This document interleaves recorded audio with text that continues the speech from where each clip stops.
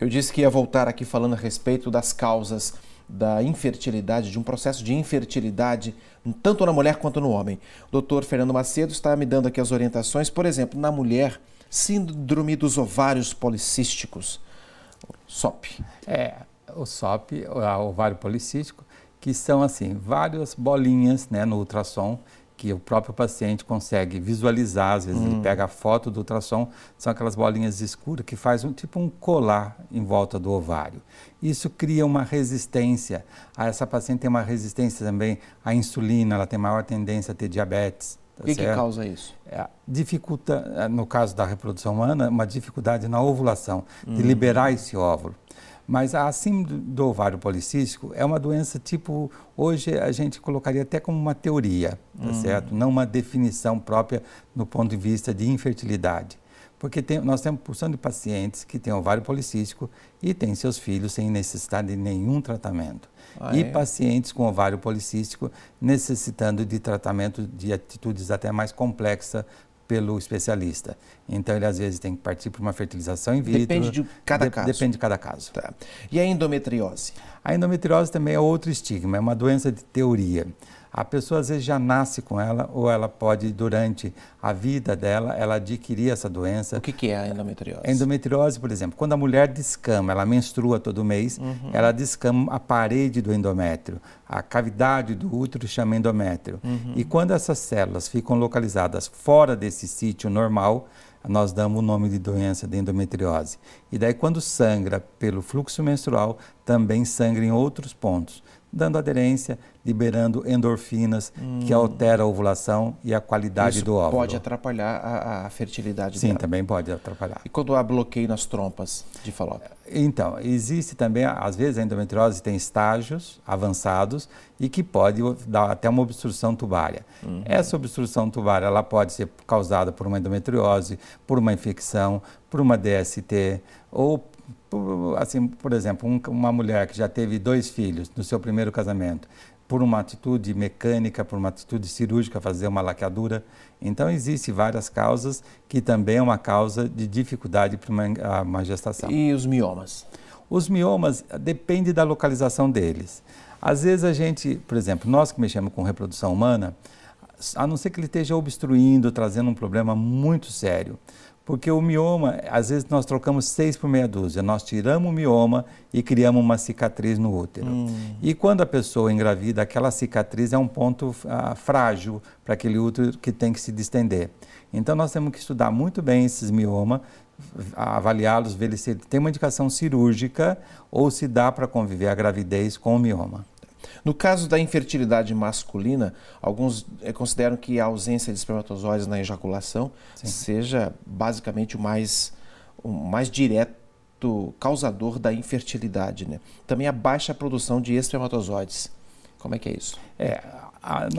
Nós brincamos, né? A gente fala, até tem um filme, Filhos da Esperança, a preservação da espécie humana. Nós sabemos, dentro, assim, até uns 5 anos mais ou menos, que o valor de referência de espermatozoide, que deveria ser maior que 20 milhões, hoje caiu para 15 milhões. Parece que a espécie humana está em extinção, né? Então, os valores de referência estão diminuindo. Então, quando nós temos, eu brinco quando eu vou conversar com algum casal, eu digo o seguinte, que nós precisamos de milhões, é tipo um exército, nós precisamos de milhões de soldados para dominar aquele morro e colocar a bandeira em cima. Nós precisamos de milhões de espermatozoides para um deles, o que foi escolhido, atravessar a barreira do óvulo e fertilizar. Então, precisa daquele número. Às vezes, né, o leigo fala assim, eu preciso de um só, mas precisa daquele milhões para empurrar aquele um para chegar lá. Então, assim, uma diminuição do número de espermatozoide pode dificultar a fertilidade daquele casal.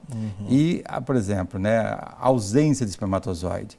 O que eu gostaria de lembrar muito para as pessoas, principalmente os casais que têm filhos, homens, hoje o pediatra é bem mais atento para isso, mas que a mãe ou que o pai palpe o saquinho do nenê, do filho homem, porque às vezes o testículo não está ali, tá certo? Ah, é? E o testículo dentro da barriga Nós homens, nós temos nossos testículos, a gente sabe que no frio ele chega perto do nosso corpo e no calor ele fica longe do nosso corpo.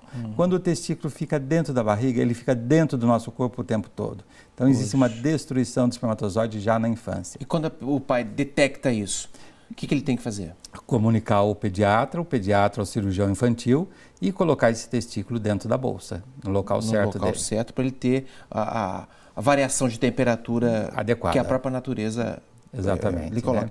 E quando há alteração na forma e na motilidade dos espermatozoides? Então, existem inúmeros parâmetros de referência. Hoje existe um exame que nós fazemos na nossa rotina que a gente chama a fragmentação do DNA do espermatozoide, tá? A carga genética dele. Então, com esse exame, a gente já fala se aquele homem tem uma chance maior ou menor de fertilidade. Lógico, o espermatozoide, hoje existem exames, técnicas avançadas, que nós conseguimos visualizar o espermatozoide em um aumento até de 12 mil vezes. Olha. Então, você vê a cabeça do espermatozoide, você vê a peça intermediária, você vê a cauda, vê se ele tem alguma alteração morfológica. Já é possível ver isso também? Já é possível ver isso. Puxa, e com isso você detecta o melhor espermatozoide morfológico para ou colocar dentro de um óvulo ou para falar para o paciente que ele tem uma alteração na forma ou na qualidade espermática morfológica dele. É cada vez maior a incidência de câncer em suas várias formas de manifestação nas pessoas, inclusive com variação de idade. Sim. Desde a infância até a vida adulta ou a vida já na terceira idade. Qual é a influência do tratamento de câncer na fertilidade humana? Isso também é uma chamada assim, muito importante, isso assim, como orientação para a população, tá certo? Para os seus amigos, para os seus vizinhos. Coloque-se o alerta da preservação da fertilidade. Todos nós temos condições de preservar a nossa fertilidade. Tanto o homem como a mulher, como uma criança, como a menina, como o menino, tá certo? Se ele tiver um diagnóstico, antes dele sofrer um tratamento de uma quimioterapia, de uma radioterapia, ele pode guardar o seu material genético para o resto da vida, congelando a menos 196 graus. Então, né, que interessante as pessoas isso, devem estar atentas para isso. Vamos continuar falando a respeito disso. Vamos. Gostei dessa informação sua aí, só que vamos deixar para o próximo bloco. Daqui a pouco, no terceiro e último momento do nosso programa, vamos falar a respeito de como que é possível fazer isso. Vou fazer um tratamento, de repente um tratamento um pouco mais invasivo, preservo a minha qualidade genética para depois manter a minha fertilidade em dia. Até já.